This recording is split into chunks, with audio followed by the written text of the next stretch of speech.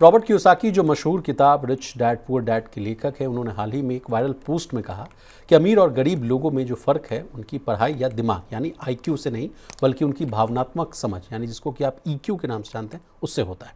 उन्होंने बताया कि जो लोग अमीर नहीं बन पाते वे असल में हारने के डर से खुद को रोक लेते हैं, जबकि अमीर लोग जो हैं जोखिम यानी रिस्क उठाने से नहीं डरते। कियोसाकी ने उदाहरण देते हुए भी कहा कि उन्होंने कुछ साल पहले अपने दोस्त को अपना कॉइन बेस जो है अकाउंट दिखाया था, जिसमें तब बहुत कम पैसे थे, लेकिन अब उसमें लाखों डॉलर के जो है बिटकॉइंस हैं और उन्हें उम्मीद है सर कि बिटकॉइन की कीमत जो है दोगुनी होकर करीब 2 लाख डॉलर तक पहुंच सकती है। उन्होंने कहा कि जब सोना या चांदी सस्ता होता है तो वो डरने की बजाय और खरीदते हैं, क्योंकि असली इन्वेस्टर जो है मौके को पहचानता है। प्रवीण सर, हालांकि ये उनकी जो है निजी राय है, लेकिन मैं आपसे समझना चाहता हूँ कि ये पूरा मामला है क्या?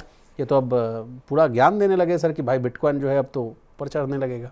नहीं, वो बार बार इसी बात को दोहरा रहे हैं। अच्छी बात ये है रॉबर्ट कियोसाकी के इन तमाम, आप जितनी भी उनकी पोस्ट को देखेंगे वो उनमें एक कंसिस्टेंसी नज़र आती है। वो लगातार, अगर हम आप साल गोल्ड सिल्वर 2 साल से जब से आप उनकी पोस्ट को देखेंगे वो यही बात कर रहे हैं कि ना मार्केट्स, ना रियल एस्टेट, ना दूसरे कोई एसेट क्लास, आपको अगर पैसा बनाना है, आपको अगर अमीर बनना है तो आप सिल्वर में जाइए, गोल्ड में जाइए और फिर क्रिप्टो में जाइए, बिटकॉइन में जाइए।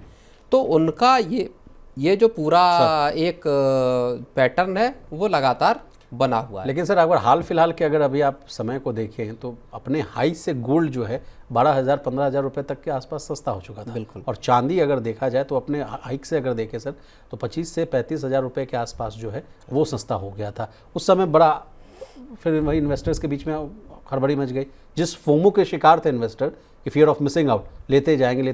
धनतेरस तक भी देख रहा था मैं, तो लग रहा था कि अब तो रुकेगा ही नहीं।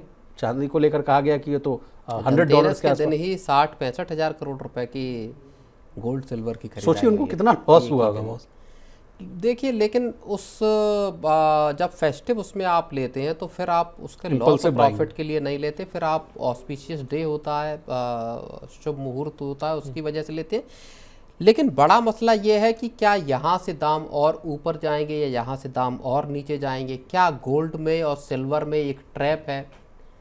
जैसे लंबे वक्त तक गोल्ड और सिल्वर को लेके बुलिश रहे रुचिर शर्मा जो हैं, वो बिल्कुल एक अलग थ्योरी देते हैं। क्या कह रहे हैं सर?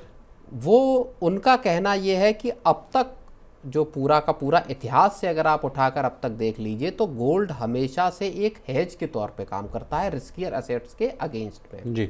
जैसे शेयर मार्केट हो गया, शेयर मार्केट के हेज करने के लिए लोग गोल्ड में पैसा लगाते हैं। यानी शेयर मार्केट चढ़ेगा तो गोल्ड गिरेगा, गोल्ड चढ़ेगा तो शेयर मार्केट गिरेगा। हाँ, तो वहाँ आपको मार्केट बहुत ऊपर चढ़ रहा है, आपने हेज करने के लिए थोड़ा गोल्ड रख लिया कि अगर बाजार गिरा तो गोल्ड बचा लेगा। वो कह रहे हैं कि ये प्रोसेस अब ब्रेक होती हुई दिखाई दे रही है, जब मार्केट्स भी चढ़ रहे हैं, गोल्ड भी चढ़ रहा है, दोनों में रिटर्न आ रहे हैं, तो अब गोल्ड हेजिंग टूल के तौर पे काम नहीं कर रहा। दूसरी बात वो ये कहते हैं कि गोल्ड में जो चीज़ें दिखाई दे रही हैं वो 1979 के में जैसी स्थितियां थी तकरीबन वैसा मामला है, या 1999 में मार्केट जैसा था जी। 79 में इन्फ्लेशन का असर था और ग्लोबल जो सिचुएशंस थी वो बड़ी उथल पुथल वाली थी।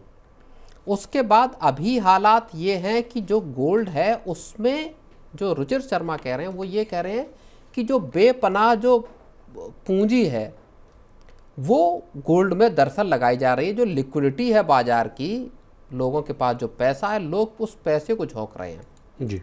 करीब $1.5 ट्रिलियन की वो बात कहते हैं जो यूएस मार्केट्स में लगा हुआ, और वो पैसा चैनल हो रहा है आपका गोल्ड और सिल्वर और क्रिप्टो जैसे एसेट्स में जी। तो वो ये कहते हैं कि यहाँ से अब ये समझ में नहीं आता कि क्या गोल्ड आगे जाएगा या ये एक बड़ा रिस्क है जी।